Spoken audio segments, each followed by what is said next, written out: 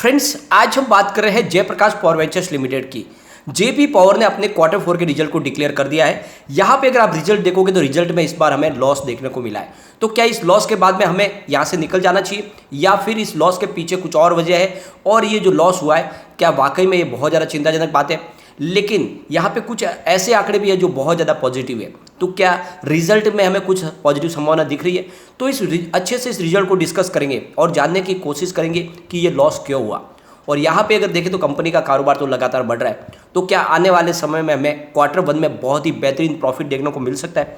तो उन सारी बातों को जानेंगे इस वीडियो के माध्यम से। और जिस समय वातावरण इस तरह से बना हुआ है कि आपको इस समय पेनी स्टॉक से निकल जाना चाहिए या फिर लॉन्ग टर्म का नजरिया लेके यहाँ पे निवेश करके बैठ जाए। अगर आप देखोगे तो पिछले कई समय से सारे के सारे पेनी स्टॉक वापस नीचे आ गए। जिस तरह से तेजी का वातावरण बना था, स्टॉक दौड़ रहे थे, जो माहौल नीचे आते ही सभी के सभी स्टॉक नीचे आ गए। और ये बात सिर्फ एक पेनी स्टॉक के लिए नहीं, सब पे लागू होती है। और सिर्फ पेनी स्टॉक की बात छोड़ो तो बाजार के मिड कैप और लार्ज कैप भी बहुत नीचे आ गए। बहुत सारे स्टॉक लगभग आधी कीमत पर आ गए। तो क्या ऐसे में हमें बाजार से दूर हो जाना चाहिए या फिर यही मौका है जब दाव लगाना चाहिए? क्योंकि बहुत सारे जो रिसर्च एनालिस्ट है उनकी राय निकल के आ रही है कि बाजार का लगभग बॉटम बन चुका है, यहाँ से कभी भी तेजी बड़ी शुरू हो सकती है। तो क्या जेपी पावर में इस समय इन्वेस्टमेंट किया जा सकता है? सारी बातों को जानेंगे इस वीडियो के माध्यम से। लेकिन फ्रेंड, उससे पहले अगर आप पहली बार हमारे चैनल पर आए तो चैनल को सब्सक्राइब कर दीजिए, एक बेल आइकॉन दबा दीजिए ताकि जब भी नया वीडियो बने पहला नोटिफिकेशन आपको मिले। वीडियो पसंद आए तो लाइक शेयर जरूर कीजिए। चलो फ्रेंड्स, वीडियो स्टार्ट करते हैं। मैं हूँ आपका दोस्त SB दवे और हमारे अपने चैनल ऑनलाइन कमाई में आपका बहुत बहुत स्वागत है। सबसे पहले कारोबार को देख लेते हैं। तो फ्राइडे को स्टॉक 6.95 पर ओपन हुआ, 6.75 का लो बना और 7.10 का हाई के साथ में अंत में क्लोजिंग 6.95 पर रही, जहाँ पे 0.72% की तेजी थी। तो मामूली सी तेजी थी। अगर इसके वॉल्यूम को हम देखें तो पिछले एक महीने पहले इसका 5 करोड़ बीस का वॉल्यूम था, 1 वीक पहले भी 5 करोड़ बीस का वॉल्यूम हुआ और थर्सडे को 4 करोड़ बीस का वॉल्यूम था। लेकिन फ्राइडे को दिन रिजल्ट के दिन काफ़ी कम वॉल्यूम हुआ, यहाँ पे वॉल्यूम में ठहरा हुआ है और लगभग 2 करोड़ का वॉल्यूम हुआ। अब जेपी पावर ने अपना रिजल्ट पेश कर दिया। अब जयप्रकाश पावर वेंचर्स की बात करें तो ये 1994 में बनी हुई स्मॉल कैप कंपनी है जिसका मार्केट कैप 4728.89 करोड़ बीच का है। क्वार्टर 4 में कंपनी ने अपनी जो टोटल इनकम बताई है वो 1531.90 करोड़ बीच की है, जहाँ पे आपको 5.44% की बढ़त देखने को मिल रही है पिछले क्वार्टर से, यानी क्वार्टर 3 से। तो क्वार्टर 3 से इनकी सेल बढ़ी है। क्वार्टर 3 में इनकी टोटल इनकम 1452.84 करोड़ रुपीज़ थी और 44.09% ज़्यादा है पिछले साल सेम क्वार्टर से। पिछले साल सेम क्वार्टर में इनकी टोटल इनकम 1063.13 करोड़ रुपीज़ थी और कंपनी ने net profit after tax -2.27 crore rupees बताया। तो यहाँ पे आपको 2.27 करोड़ रुपीज़ का लॉस देखने को मिलेगा। तो अगर आप यहाँ पे इनकी इनकम में देखोगे तो ईयर ऑन ईयर बेसिस पे या क्वार्टर ऑन क्वार्टर बेसिस पे तो इनकम तो बढ़ी है, इसका मतलब कारोबार तो बढ़ा है, लेकिन कंपनी को लॉस जरूर हुआ है। तो ये लॉस क्यों है इसको भी आगे देखेंगे हम। अगर इसकी रिवेन्यू को देखें लगातार हम हर क्वार्टर के हिसाब से तो दिसंबर 2020 में 2345 करोड़ रुपीज़ का शानदार इनको रिवेन्यू मिला था। मार्च 2021 में इनका रिवेन्यू घटकर 846 करोड़ रुपीज़ हो गया। जून 2021 में इनका रिवेन्यू 915 करोड़ रुपीज़ का था और सितंबर में इनका रिवेन्यू घटकर 902 करोड़ रुपये तक पहुंचा। दिसंबर 2021 में इनका रिवेन्यू फिर से बढ़कर 1401 करोड़ रुपये तक पहुंचा और इस बार रिवेन्यू में अच्छी खासी बढ़ोतरी है। तो आप देखोगे कि कंपनी ने अपने रिवेन्यू में बढ़ोतरी की है, जो एक बड़ा पॉजिटिव ट्रिगर है। अब देखें इनके प्रॉफिट को तो दिसंबर 2020 में 64.35 करोड़ रुपीज़ का इनको प्रॉफिट था। मार्च में बहुत ही ज़बरदस्त बढ़ोतरी हुई थी। पिछले मार्च में इसने कमाल किया था, करीब 215 करोड़ रुपीज़ का प्रॉफिट बताया था। लेकिन जून में प्रॉफिट फिर से घटकर 4.34 करोड़ रुपीज़ तक आ गया और सितंबर 2021 में कंपनी आ गई फिर से लॉस में और 1.42 करोड़ रुपीज़ का लॉस हुआ है। ये आपको खास ध्यान रखना है, यानी यहाँ पे क्वार्टर 2 में कंपनी को लॉस हुआ था, लेकिन क्वार्टर 3 में कंपनी ने फिर से शानदार प्रदर्शन किया और करीब 107 करोड़ रुपीज़ का प्रॉफिट बताया। तो यहाँ पे अगर आप देखोगे कंपनी के इतिहास को तो लगातार प्रॉफिट लॉस का ये दौर कभी से शुरू है। ये कोई पहली बात नहीं है कि इन्होंने लॉस देखा है, इससे पहले भी क्वार्टर 2 में इनका लॉस था, क्वार्टर 1 में इनको मामूली सा प्रॉफिट था और पिछले क्वार्टर 4 में तो इन्होंने बहुत ही ज़बरदस्त कमाल किया था। तो इस तरह से अगर इस रिजल्ट को देख के हमें ज़्यादा मायूस होने वाली बात हम नहीं कर सकते। अब इनके रिवेन्यू को देखें तो 2017 में इनको 4657 करोड़ रुपीज़ का रिवेन्यू मिला था। 2018 में इनका रिवेन्यू फिर से बढ़ा और 4876 करोड़ रुपये तक पहुंचा। 2019 में इनका रिवेन्यू घट के 3891 करोड़ रुपये तक पहुंचा। 2020 में इनका रिवेन्यू 3283 करोड़ रुपये तक पहुंचा और 2021 में इनका रिवेन्यू फिर से थोड़ी सी बढ़ोतरी हुई थी, 3301 करोड़ रुपये तक पहुंचा। इस बार रिवेन्यू में हमें अच्छी खासी बढ़ोतरी होती हुई दिखाई दी है। अब इनके लॉस प्रॉफिट को देखें तो 2017 में इनको 1294 करोड़ रुपीज़ का बड़ा लॉस था। 2018 में लॉस बढ़कर 1690 करोड़ रुपये तक पहुंचा।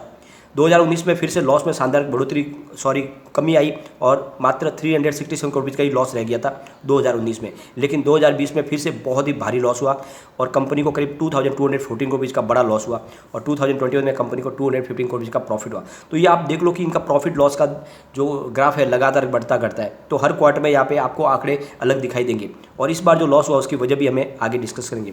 यहाँ पे अगर आप इनके टोटल इनकम को देखोगे तो इस बार बढ़ी है, जो लगातार हर क्वार्टर से बढ़ी है। इस बार इनकी जो टोटल इनकम है वो 1406.21 करोड़ रुपये की है, जबकि ये क्वार्टर 3 में 1401 करोड़ रुपये थी और क्वार्टर 2 में इनकी टोटल इनकम 901.91 करोड़ रुपये थी और क्वार्टर 2 में ये 914.99 करोड़ रुपये थी और पिछले क्वार्टर 4 में देखें 956 करोड़ रुपये की थी।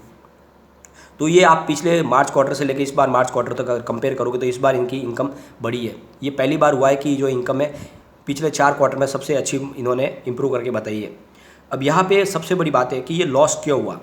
तो यहाँ पे लॉस के पीछे वजह है इनका जो कंजम्पशन है रॉ मटेरियल का वो बहुत ज़्यादा रहा है। एक बार इसकी रॉ मटेरियल की प्राइस भी इस बार बढ़ी है, आपको पता ही होगा, फ्यूल की प्राइस बढ़ी, कोल की प्राइस बढ़ी है, सब वजह से यहाँ पे इनको बहुत सारा लॉस हुआ है। ये लॉस की वजह है इनका कंजम्पशन ऑफ रॉ मटेरियल। आप देखोगे तो इस बार करीब 1256 करोड़ रुपये का इनका टोटल रॉ मटेरियल में खर्च हुआ है, जबकि पिछले क्वार्टर में देखो अगर आप तो ये क्वार्टर 3 में ये मात्र 944.39 करोड़ रुपये का था और उससे अगले क्वार्टर में यानी क्वार्टर 2 में ये 637.81 करोड़ रुपये था और क्वार्टर 1 में ये 613.06 करोड़ रुपये था और पिछले साल सेम क्वार्टर में ये 627 करोड़ रुपये के आसपास था। तो इस बार आप देखोगे तो बहुत ही ज़्यादा बढ़ोतरी हुई है इनके रॉ मटेरियल के खर्च में और यहाँ पे जो रॉ मटेरियल इन्होंने यूज़ किया तो ये समझ लो कि इसका बेनिफिट इनके आने वाले क्वार्टर 1 में देखने को मिलेगा। तो कंपनी का कारोबार तो बढ़ा है, इसीलिए रॉ मटेरियल इन्होंने ज़्यादा यूज़ किया है और रॉ मटेरियल ज़्यादा यूज़ करने की वजह से इनके खर्च में बढ़ोतरी हुई और इसी वजह से इस बार हमें थोड़ा लॉस देखने को मिला है। लेकिन आने वाले क्वार्टर 1 में बेहतरीन रिजल्ट हमें देखने को आराम से मिल सकता है और ये आपने कंपनी का इतिहास देखा ही होगा, एक क्वार्टर में कंपनी को लॉस बढ़ाते हैं, दूसरे क्वार्टर में बहुत ही बेहतरीन प्रॉफिट भी कंपनी बनाती है।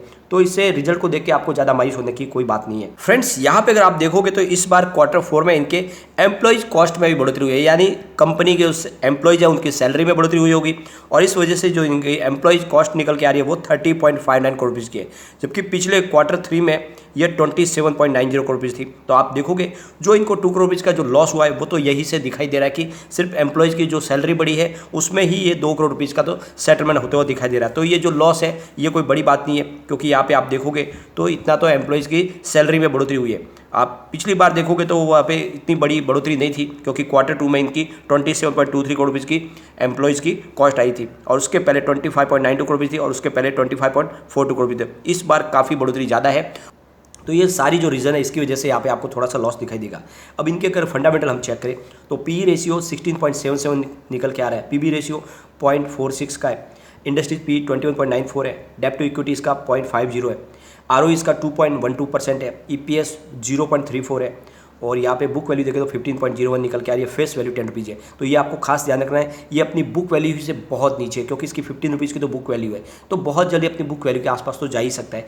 तो अगर आपने इन्वेस्टमेंट किया तो बिल्कुल आपको नहीं डरना है और निवेश बनाए रखें, इस रिजल्ट से आपको नहीं डरना है। लॉस जरूर हुआ, ये चिंताजनक बात है, क्योंकि अगर किसी कंपनी का क्वार्टर में रिजल्ट में अगर लॉस दिखाई देगा तो वहाँ पर उसका निगेटिव इफेक्ट देखने को मिलेगा। हो सकता है कि मंडे को और गिरावट हो, लेकिन उस गिरावट में आपको मौके का फायदा उठा के खरीदारी और करनी चाहिए। अगर आप ऊपर के लेवल में फंसे हैं तो आप थोड़ी सी नीचे और खरीदारी करें। आने वाले समय डेफिनेटली जैसे ही पॉजिटिव माहौल बनेगा स्टॉक फिर से दौड़ना शुरू होगा, क्योंकि आने वाले समय में गवर्नमेंट की तरफ से बहुत सारी राहत मिलने वाली है पावर सेक्टर को, तो ये स्टॉक तो वाकई में दौड़ेगा ही दौड़ेगा। फिलहाल थोड़ा सा नेगेटिव माहौल तो बना है, क्योंकि कंपनी ने लॉस बताया। अब यहाँ पे कम्युनिटी सेंटीमेंट देखें तो 71% बाई की कॉल है, 14% सेल की कॉल है, 15% होल्ड की कॉल है। तो अभी भी लोगों का अच्छा खासा रुझान स्टॉक की तरफ बना हुआ है। एक बार इसके प्योर लेवल को चेक कर लेते हैं तो यहाँ से और स्टॉक गिरेगा तो 6.73 का फर्स्ट सपोर्ट है, ये सपोर्ट टूटा तो 6.57 तक स्टॉक जाएगा और नीचे गया तो 6.38 तक जा सकता है। पॉजिटिव अगर माहौल बना तो 7.08 का फर्स्ट रेजिस्टेंस है, इसको पार करते ही 7.27 तक स्टॉक जाएगा और वहाँ तक पहुँच गया तो फिर 7.43 तक भी जा सकता है। तो थोड़ा वेट एंड वॉच करें, क्योंकि फिलहाल तो बाजार के सेंटीमेंट बिगड़े हुए, सारे के सारे पेनी स्टॉक फिलहाल नीचे है और ऐसे में यहाँ पे कंपनी ने अपने आप को थोड़ा लॉस भी दिखा दिया है। तो हो सकता है कि आपको प्राइस में और थोड़ी सी गिरावट देखने को मिले, लेकिन इससे डरे नहीं, क्योंकि ऑलरेडी हमने कंपनी का इतिहास देखा है, वो बार बार प्रॉफिट दिखाते हैं फिर लॉस दिखाते हैं, ये उनका अप डाउन तो जारी रहता है कभी 2016-17 से।